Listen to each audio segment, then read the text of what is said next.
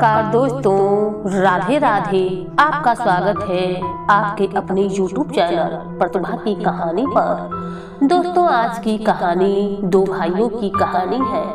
कहानी बहुत ही रोचक है और ज्ञानवर्धक है। यदि पसंद आए तो लाइक शेयर सब्सक्राइब जरूर करिएगा। चित्रकूट के सन्निकट धनगढ़ नामक एक गांव है। कुछ दिन हुए वहाँ शान सिंह और गुमनाम सिंह दो भाई रहते थे। ये जाति के ठाकुर थे। युद्ध स्थल में वीरता के कारण उनके पूर्वजों को भूमि का एक भाग प्राप्त हुआ था। उसी पर दोनों भाई खेती करते थे।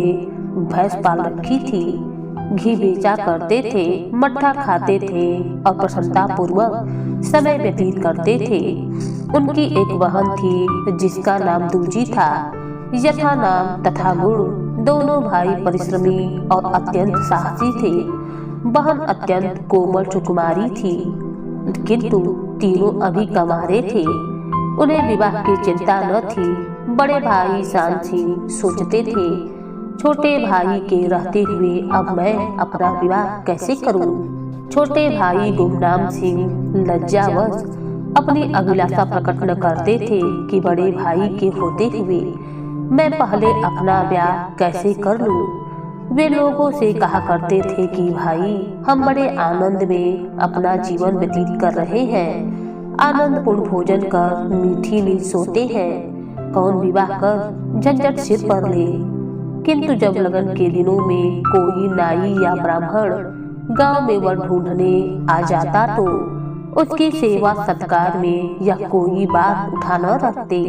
पुराने चावल निकाले जाते, पालतू बकरे देवी को भेंट होते और दूध की नदियां बहने लगती।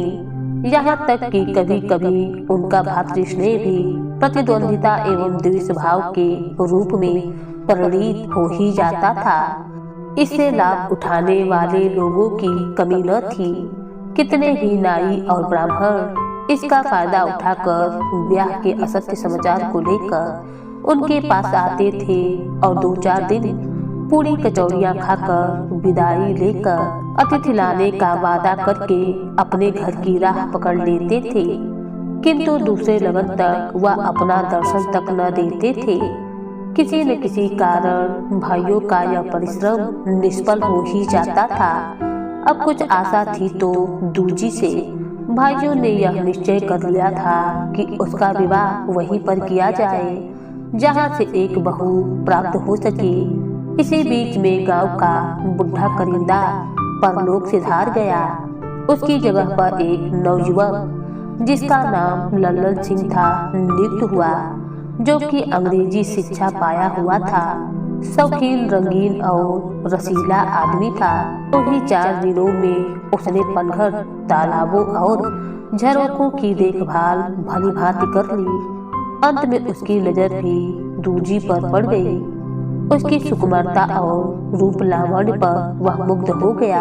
भाइयों से उसके प्रेम और परस्पर मेल जोल बढ़ाने लगा। कुछ विवाह संबंधी भी बातचीत छेड़ दी। यहाँ तक कि हुक्का पानी भी साथ साथ होने लगा। सायं प्रातः उसके घर पर आया करता। भाइयों ने भी उसके आदर सम्मान की सामग्रियां जमा कर ली। पान दान मोल लाए, कालीन खरीद ली। वह दरवाजे पर आता तो दूजी तुरंत पान के बीड़े बनाकर भेजती। बड़े भाई कालीन बिछा देते और छोटे भाई तख्तरी में मिठाइयाँ रख लाते। एक दिन श्रीमान ने भैया से कहा, शान सिंह, ईश्वर की कृपा हुई तो अब की लगन में भाभी जी जरूर आ जाएंगी। मैंने सब बातें ठीक कर ली हैं। शान सिंह की बातें खिल गई। अनुग्रहपूर्ण दृष्टि से देखकर कहा, मैं अब इस अवस्था में क्या विवाह करूंगा। हाँ, गुमान सिंह का बातचीत कहीं ठीक हो जाती तो पाप कट जाता। गुमान सिंह ने कहा, वाह भैया, कैसी बातें कहते हो। लल्लन सिंह ने अकड़कर शान सिंह की ओर देखते हुए कहा, भाई साहब, क्या कहते हो। अब की लगन में दोनों भाभियां क्षमाक्षम करती हुई घर में आवे तो बात क्या। मैं ऐसा कच्चा मामला नहीं रखता। तुम तो अभी से बुढ़ों की भांति बातें करने लगे हो। तुम्हारी अवस्था यद्यपि 50 से भी अधिक हो गई है, परंतु देखने में 40 वर्ष से भी कम मालूम होते हो। अब दोनों विवाह होंगे, यह तो बताओ। वस्त्राभूषण का समुचित प्रबंधन है ना? शांत सिंह ने कहा। भाई साहब, आपकी यदि ऐसी कृपा दृष्टि हुई तो सब कुछ हो ही जाएगा। आखिर इतने दिन कमा कमा कर क्या किया है? गुमान सिंह घर में गए, हुक्का ताजा किया, तंबाकू में 2-3 बूंदे इत्र की डाली, चीलम भर ली। दूजी से कहा कि शरबत घोल दे और हुक्का लाकर लल्लन सिंह के सामने रख दिया। लल्लन सिंह ने 2-4 दम लगाए और बोले, नाई 2 ही 4 दिनों में आने वाला है। ऐसा घर चुना है कि चित्त प्रसन्न हो ही जाएगा। एक विधवा है, उसकी 2 कन्याएं हैं, एक से बढ़कर एक सुंदर है। विधवा 2-1 वर्ष में संसार को त्याग देगी और तुम एक संपूर्ण गांव में 2 आने के हिस्सेदार बन जाओगे। गांव वाले जो अभी हंसी उड़ाया करते हैं, पीछे जल जल मरेंगे। हाँ, भय केवल इतना है कि कोई बुढ़िया के कान न भर दे कि सारा बना बनाया खेल बिगड़ जाए। शांत सिंह के चेहरे पर हवाइयाँ उड़ने लगी। गुमान सिंह की मुख कांति मलिन हो गई। कुछ देर के बाद शांत सिंह बोले, अब तो आप ही की आशा है, आपकी जैसी राय हो किया जाए। शांत सिंह और गुमनाम सिंह ने विचार से कुछ भी काम न लिया और लल्लन सिंह के फंदे में नृत्यपति गाढ़े होते गए। मित्रता ने यहाँ तक पांव पसारा कि भाइयों की अनुपस्थिति में भी वह बेधड़क घर में घुस जाता था और आंगन में खड़े होकर छोटी बहन से पान हुक्का मांगता था। दूजी उन्हें देखते ही अति प्रसन्नता से पान बनाती थी, फिर आंखें मिलाती थी। इसी तरह एक प्रेम कांक्षा से बेचैन, दूसरी लज्जा व सच्ची हुई, फिर मुस्कुराहट की झलक होठों पर आ ही जाती थी। इसी प्रकार प्रेम लिप्सा बढ़ती गई। उस प्रेम लिंगन में जो मनोभाव का ब्रह्मरूप था, उदारता और विकलता की दशा उत्पन्न हुई। तात्पर्य यह कि प्रेम का रंग गाढ़ा हो गया था। गांव में चर्चा होने लगी। पनघटों और तालाबों के किनारे इस विषय पर कानाफूसी होने लगी। सखी सहेलियां एवं बड़ी बुढ़िया सभी उसको ताने मारती थी। ठाकुर का गांव था, उनकी क्रोधाग्नि भड़क गई। आपस में सहमति हुई कि लल्लन सिंह को इस दुष्टता का दंड देना उचित है। दोनों भाइयों को बुलाया गया और गांव वाले बोले, भैया क्या अपनी मर्यादा का नाश करके विवाह करोगे? दोनों भाई चौंक पड़े। उन्हें विवाह की उमंग में यह भी सूझ न थी कि घर में क्या हो रहा है। शांत सिंह ने कहा, तुम्हारी बात मेरी समझ में नहीं आई, साफ साफ क्यों नहीं कहते हो? एक ठाकुर ने जवाब दिया, साफ साफ क्या कहलाते हो? इस सौदे लल्लन सिंह का अपने यहाँ आना जाना बंद कर दो। तुम तो अपनी आंखों पर पट्टी बांधे हुए हो, परंतु उसकी जान की कुशल नहीं। हमने अभी तक इसलिए तरह न दिया कि कदाचित तुम्हारी आंखें खुले, किंतु ज्ञान होता है कि तुम्हारे ऊपर उसका कोई असर नहीं हुआ है। ब्याह क्या अपनी आबरू बेचकर करोगे? तुम लोग खेत में रहते हो और हम लोग अपनी आंखों से देखते हैं कि वह लल्लन अपना बनाव सवार किए आता है और तुम्हारे घर में घंटों घुसा रहता है। तुम उसे अपना भाई समझते होगे तो समझा करो। हम तो ऐसे भाई का गला काट ले जो विश्वासघात करे। भाइयों ने नेत्र पर खोल लिए। दूजी के ज्वर के संबंध में जो ज्वर का संदेश था वह प्रेम का ज्वर निकला। अपने घर लौट आए, किंतु दर पर पांव रखा ही था कि लल्लन सिंह से मुठभेड़ हो गई। लल्लन सिंह ने हंसकर कहा, वाह भैया वाह, हम तुम्हारी खोज में बार बार आते हैं, किंतु तुम्हारे दर्शन तक नहीं मिलते। मैंने समझा आखिर रात्रि में तो कुछ काम न होगा, किंतु देखता हूँ आपको इस समय भी छुट्टी नहीं है। सान सिंह ने हृदय के भीतर क्रोधाग्नि को दबाकर कहा, हाँ, इस समय वास्तव में छुट्टी नहीं है। आखिर क्या काम है, मैं भी तो सुनूं। बहुत बड़ा काम है, आपसे छिपा न रहेगा। लल्लन सिंह ने कहा, कुछ वस्त्राभूषण का भी प्रबंधन कर रहे हो। अब लगन सिर पर आ गई है, अब बड़ा लगन सिर पर आ पहुंचा है, पहले इसका प्रबंधन करना है। लल्लन सिंह ने कहा, क्या किसी से ठन गई है? सान सिंह बोले, भली भांति। किससे? इस समय जाइए, प्रातः काल बताऊंगा। दूजी भी लल्लन सिंह के साथ दरवाजे की चौखट तक आई थी।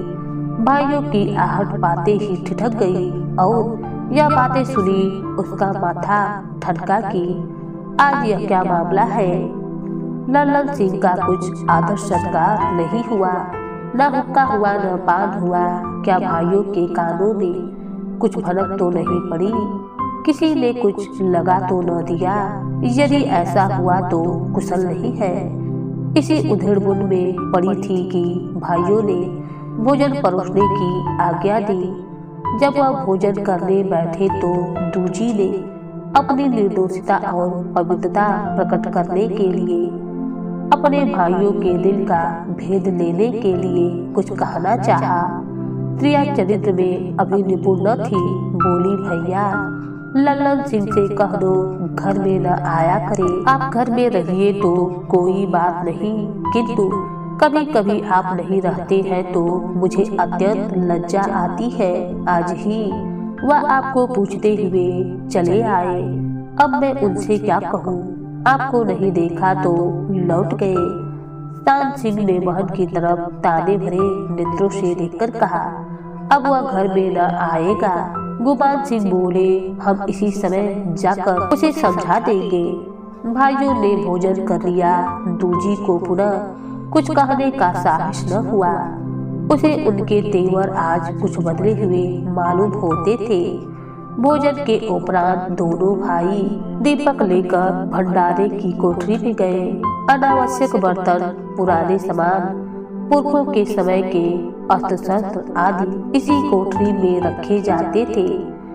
गांव में जब कोई बकरा देवी जी को भेंट दिया जाता तो यह कोठरी खुलती थी।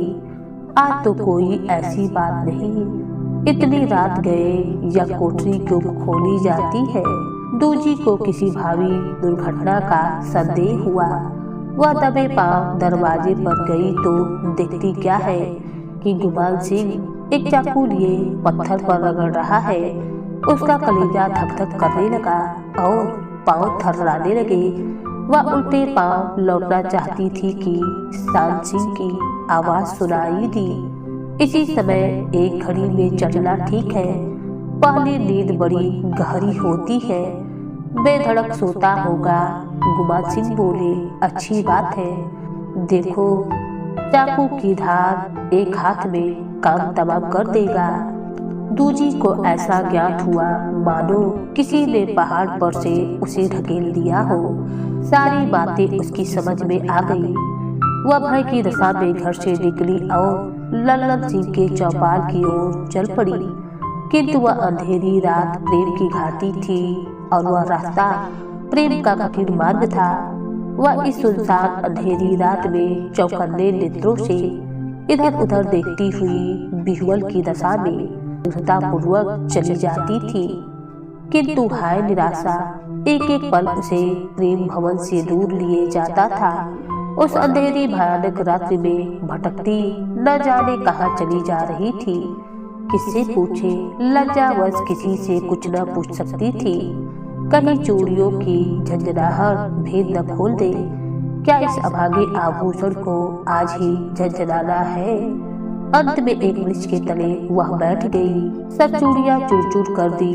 आभूषण उतार कर आंचल में बांध लिए। यह चूड़ियां सुहाग की चूड़ियां थी और यह गहने सुहाग के गहने थे। उसी वृक्ष के नीचे दूजी बैठी हुई सोचती थी, क्या मेरे जीवन की नदी में प्रेम की नौका दुख की शिलाओं से टक्कर खाकर डूब जाएगी। प्रातः काल हुआ। ग्रामवासियों ने आश्चर्यपूर्वक सुना कि ठाकुर लल्लन सिंह की किसी ने हत्या कर डाली है।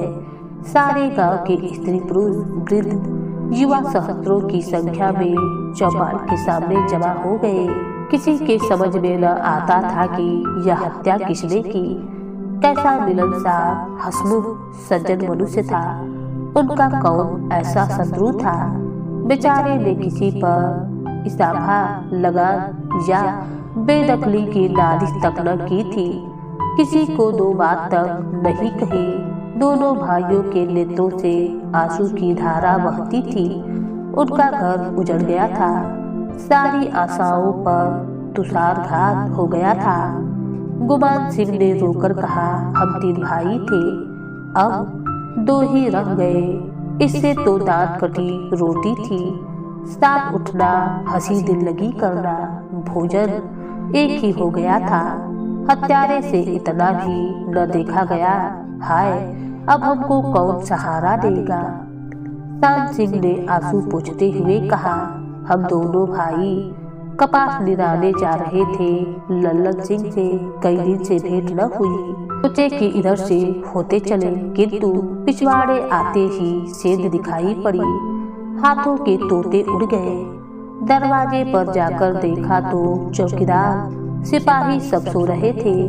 उन्हें जगाकर लल्लन सिंह के किवाड़ खटखटाने के लिए कहा, परंतु बहुत बल करने पर भी किवाड़ अंदर से न खुले तो खिड़की के रास्ते झांका, कलेजे में तीर लग गया। संसार अंधेरा दिखाई दिया। प्यारे लल्लन सिंह का सिर धड़ से अलग था। रक्त की नदी बह रही थी। शोक भैया सदा के लिए बिछुड़ गए। मध्यम काल तक इसी प्रकार विलाप होता रहा। दरवाजे पर मेला लगा हुआ था। दूर दूर से लोग इस दुर्घटना का समाचार पाकर इकट्ठा हो ही जाते थे। संध्या होते होते हल्के के दरोगा साहब भी चौकीदार और सिपाहियों का एक झुंड लिए आ पहुँचे। दरोगा जी ने जांच करनी शुरू की। घटना स्थल देखा, चौकीदारों का बयान पूछा। दोनों भाइयों के बयान लिखे। आसपास के पासी और चमार पकड़े गए और उन पर मार पड़ने लगी। लल्लन सिंह की लाश लेकर थाने पर गए। हत्यारे का पता न चला। दूसरे दिन इंस्पेक्टर पुलिस का आगमन हुआ। उन्होंने भी गांव का चक्कर लगाया। चमारों और पासियों की मरम्मत हुई। कुछ पसियों पर जो कई बार चोरी डाके में पकड़े जा चुके थे, संदेह हुआ, उनका चालान किया। मजिस्ट्रेट ने गवाही पुष्ट पाकर अपराधियों को सुपुर्द किया और मुकदमे की पेशी होने लगी। मध्याह्न का समय था। आकाश पर मेघ छाए हुए थे। कुछ बूंदें भी पड़ रही थी। जज कुंवर विनय कृष्ण बघेल के इल्जाम में मुकदमा पेश था। कुंवर साहब बड़े सोच विचार में पड़े हुए थे कि क्या करूं। अभियुक्तों के विरुद्ध साक्षी निर्बल थी, किंतु सरकारी वकील जो एक प्रसिद्ध नीतिज्ञ थे, जंजीरों पर नजीर पेश करते जाते थे कि अचानक दूजी श्वेत साड़ी पहने हुए, घूंघट निकाले हुए निर्भय न्यायालय में आ पहुंची और हाथ जोड़कर बोली, श्रीमान, मैं शांत सिंह और गुरनाम सिंह की बहन हूँ। इस मामले में जो कुछ जानती हूँ वह मुझसे भी सुन लिया जाए। इसके बाद सरकार जो फैसला चाहे करे। कुंवर साहब ने आश्चर्य से दूजी की तरफ दृष्टि फेरी। शांत सिंह और गुरनाम सिंह के शरीर में कानो तो रक्त नहीं। वकील ने आश्चर्य की दृष्टि से उसकी ओर देखना शुरू किया। दूजी के चेहरे पर दृढ़ता झलक रही थी। भय का लेश मात्र ज्ञान भी न था। उसने उसी प्रवाह में कहना शुरू किया, ठाकुर लल्लन सिंह की हत्या करने वाले मेरे दोनों भाई हैं। कुंवर साहब के नेत्रों के सामने से पर्दा हट गया। सारी कचहरी दंग हो गई और सब टकटकी बांधे दूजी की तरफ देखने लगे। दूजी बोली, यह वह छुरा है जो लल्लन सिंह की गर्दन पर फेरी गई है। अभी इसका खून ताजा है। मैंने अपनी आंखों से भाइयों को इसे पत्थर पर रगड़ते देखा है। उनकी बातें सुनी। मैं उसी समय घर से बाहर निकली कि लल्लन सिंह को सावधान कर दूं, किंतु मेरा भाग्य खोटा था। चौपाल का पता न लगा। मेरे दोनों भाई सामने खड़े हैं, इनसे पूछ लिया जाए। और सच पूछिए तो यह छुरी मैंने ही चलाई है, मेरे भाइयों का अपराध नहीं है। यह सब मेरे भाग्य का खेल है, यह सब मेरे कारण हुआ और न्याय की तलवार मेरी ही गर्दन पर पड़नी चाहिए। मैं ही अपराधी हूँ और हाथ जोड़कर कहती हूँ कि इस चाकू से मेरी गर्दन काट ली जाए। वृद्धजन कहते थे कि बेहया है, ऐसी लड़की का सिर काट लेना चाहिए। भाइयों ने वही किया जो मर्दों का काम था। इस निर्जन को तो देखो कि अपना पर्दा ढकने के बदले उसका डंका बजा रही है और भाइयों को भी डुबो देती है। आंखों का पानी गिर गया है। ऐसी न होती तो यह दिन क्यों ही आता। मगर नवयुवकों स्वतंत्रता पर जान निछावर कर देने वाले वकीलों और अमलों में उसके साहस और निर्भयता की प्रशंसा हो रही थी। उनकी समझ में आया तो वह कहने लगे कि भाइयों का धर्म था कि दोनों भाई मिलकर बहन का ब्याह कर देते। दूसरे दिन फिर 10 बजे मुकदमा पेश हुआ। कमरे में तिल रखने की भी जगह न थी। दूजी कटघरे के पास सिर झुकाए खड़ी थी। दोनों भाई कई कांस्टेबलों के बीच में चुपचाप खड़े थे। कुंवर विनय कृष्ण ने उन्हें संबोधित करते हुए उच्च स्वर में कहा, ठाकुर शांत सिंह, गुमनाम सिंह, तुम्हारी बहन ने तुम्हारे संबंध में अदालत में जो भी कुछ बयान किया है उसका तुम्हारे पास क्या उत्तर है? तान सिंह ने गौरवपूर्ण भाव से उत्तर दिया, बहन ने जो कुछ बयान किया है वह सब सत्य है। हमने अपना अपराध इसलिए छुपाया था कि हम बदनामी बेइज्जती से डरते थे, किंतु अब जब हमारी बदनामी जो कुछ होनी थी हो चुकी है तो हमको अपनी सफाई देने की कोई आवश्यकता नहीं है। ऐसे जीवन से अब मृत्यु ही उत्तम है। लल्लन सिंह से हमारी हार्दिक मित्रता थी, आपस में कोई विभेद न था। हम उसे अपना भाई समझते थे, किंतु उसने हमको धोखा दिया। उसने हमारे कुल में कलंक लगा दिया और हमने उसका बदला लिया। उसने चिकनी चुपड़ी बातों द्वारा हमारी इज्जत लेनी चाहिए, किंतु हम अपने कुल की मर्यादा इतनी सस्ती नहीं बेच सकते थे। स्त्रियां ही कुल मर्यादा की संपत्ति होती है, मर्द उसके रक्षक होते हैं। जब इस संपत्ति पर कपट का हाथ उठे तो मर्दों का धर्म है कि रक्षा करे। इसी पूंजी को अदालत का कानून, परमात्मा का भय या सद्विचार नहीं बचा सकता है। हमको इसके लिए न्यायालय से जो दंड प्राप्त हो वह सिरोधार्य है। जज ने शांत सिंह की बात सुनी। कचहरी में सन्नाटा छा गया और सन्नाटे की दशा में उन्होंने अपना फैसला सुनाया। दोनों भाइयों को हत्या के अपराध में 14 वर्ष काले पानी का दंड मिला। सायंकाल हो गया था। दोनों भाई कांस्टेबलों के बीच में कचहरी से बाहर निकले। हृदय अपमान से संकुचित और सिर लज्जा के बोझ से झुके हुए थे। मालूम होता था मानो सारी पृथ्वी हम पर हंस रही है। दूजी पृथ्वी पर बैठी थी कि उसने कैदियों की आने की आहट सुनी और खड़ी हो गई। भाइयों ने भी उसकी ओर देखा, परंतु हाय, ऐसा ज्ञात हुआ कि यह भी हमारे ऊपर हंस रही है। घृणा से नेत्र फेर लिए। दूजी ने भी उन्हें देखा, किंतु क्रोध और घृणा से नहीं, केवल एक उदासीन भाव से। जिन भाइयों की गोद में खेली और जिनके कंधों पर चढ़कर बाल्य अवस्था व्यतीत की, जिन भाइयों पर सब कुछ न्यौछावर करती थी, आज वही दोनों भाई काले पानी को जा रहे हैं जहाँ से कोई लौट कर नहीं आता। और किंतु अभागिन दूजी उस वृक्ष के नीचे शिथिल बैठी हुई थी। उसके लिए संसार में कोई अर्थात न था। जब तक जिसे वह अपना घर समझती थी उसके दरवाजे उसके लिए बंद हो गए थे। वह क्या मुंह फेर कर कहाँ जाती। दूजी उसी तरह निराशा के समुद्र में निमग्न हो रही थी कि एक वृद्ध स्त्री उसके सामने आकर खड़ी हो गई। दूजी चौंक कर उठ बैठी। वृद्ध स्त्री ने उसकी ओर आश्चर्यचकित होकर कहा, इतनी रात बीत गई, अभी तक तुम यहाँ बैठी हो? दूजी ने चमकते हुए तारों की ओर देखकर कहा, कहाँ जाऊं? बुढ़िया ने प्रेममय स्वर में कहा, बेटी, भाग्य में जो कुछ लिखा है वह तो होकर ही रहेगा, किंतु तुम कब तक यहाँ बैठी रहोगी? मैं वीर ब्राह्मणी हूँ, चलो मेरे घर चलो। जो कुछ भिक्षा भवन मांग मिलेगा उसी में हम दोनों निर्वाह कर लेंगी। न जाने पूर्व जन्म में हमसे तुमसे क्या संबंध था। जब से तुम्हारी दशा सुनी है बेचैन हूँ। सारे शहर में आज घर घर तुम्हारी चर्चा हो रही है।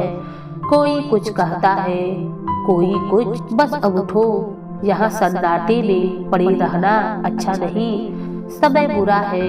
मेरा घर यहाँ से थोड़ी दूरी पर है। नारायण का दिया हुआ बहुत कुछ है। मैं भी अकेली से दुकेली हो जाऊंगी। भगवान किसी न किसी प्रकार दिन काट ही देंगे।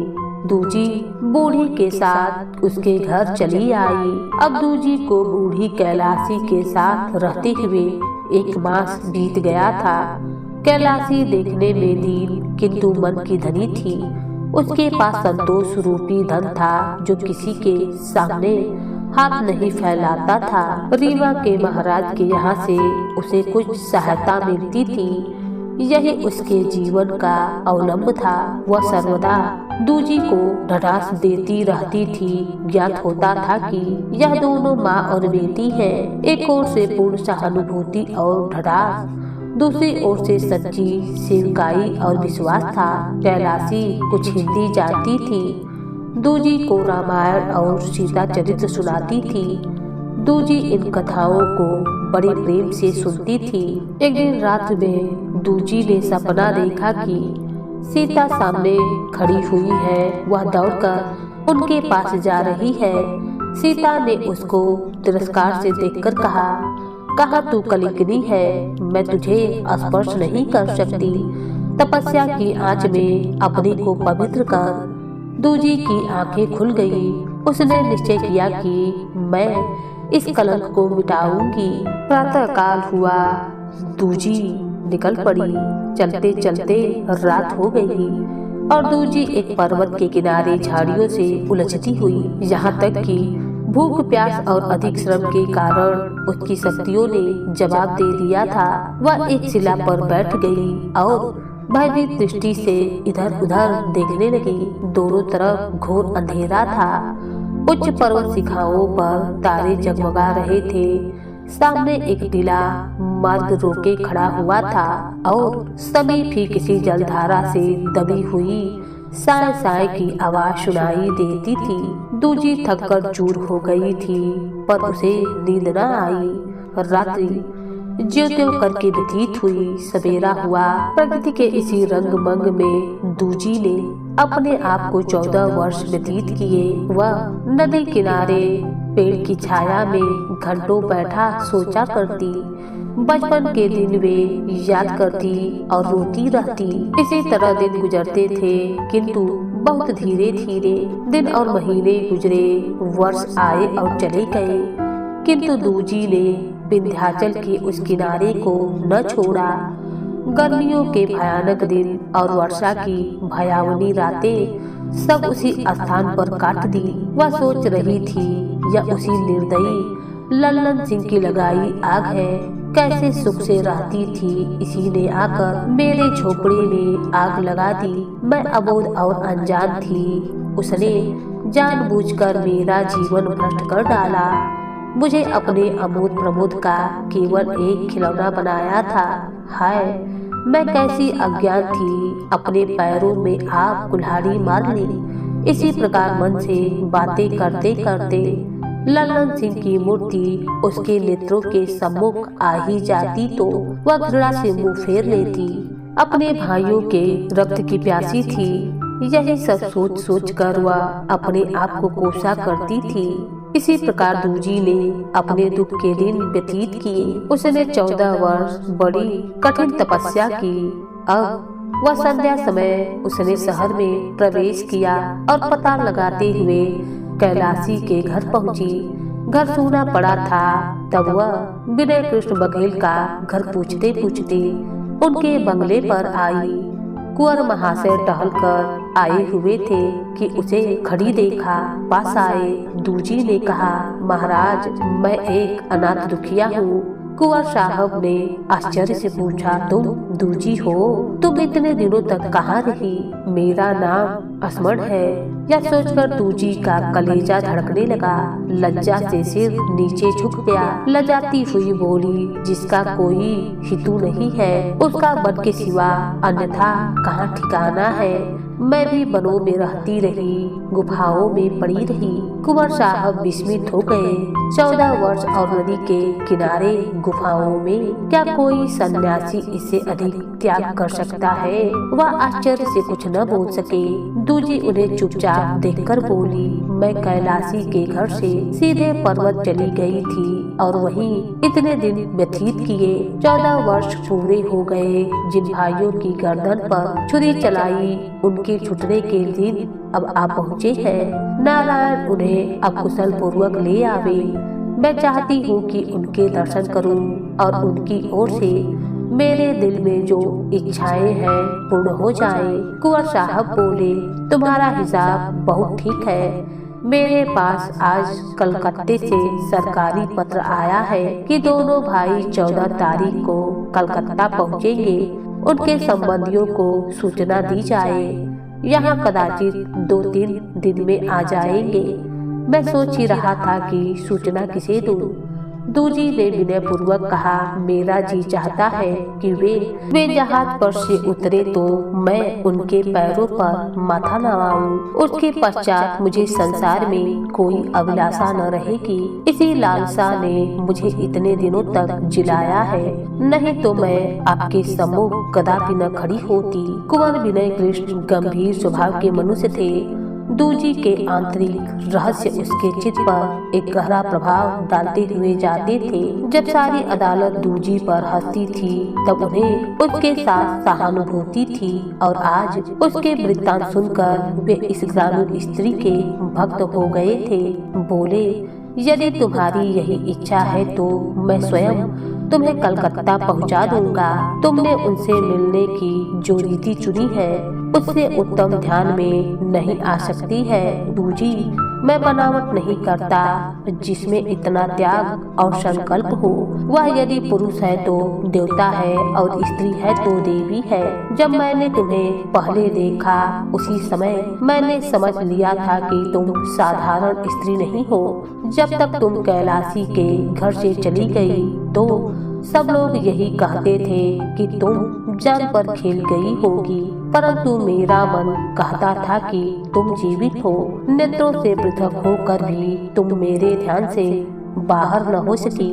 मैंने वर्षों तुम्हारी खोज की मगर तुम ऐसी खो में जा छिपी थी कि तुम्हारा कुछ पता न चला।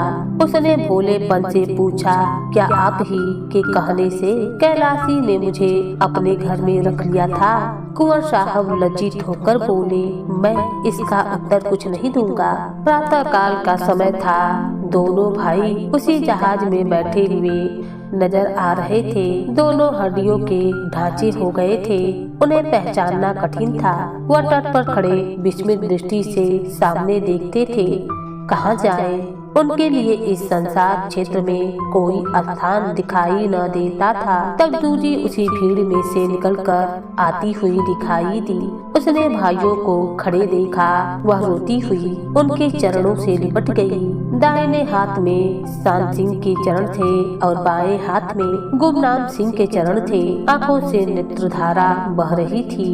भाइयों के नेत्रों से भी आंसू बहने लगे और तीनों भाई बहन परस्पर गले मिलकर बिलख बिलख कर रोने लगे। दूजी भी कलकत्ते से भाइयों के साथ चली।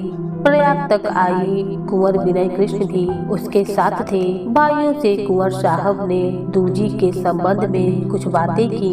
उनकी भनक दूजी के कानों में पड़ी। प्रयाग में दोनों भाई बहन रुक गए कि त्रिवेणी में स्नान करते चलेंगे, किंतु फिर वहां से दूजी का पता न चला। मालूम नहीं क्या हुआ, कहाँ चली गई। कदाचित गंगा जी ने उसे अपनी गोद में लेकर सदा के दुख से मुक्त कर दिया। भाई बहुत रोए पीटे, किंतु क्या करते। जिस स्थान पर दूजी ने अपने वनवास के 14 वर्ष व्यतीत किए थे, वहाँ दोनों भाई प्रतिवर्ष जाते हैं और उन पत्थरों के ढेरों से चिमट चिमट कर रोते हैं।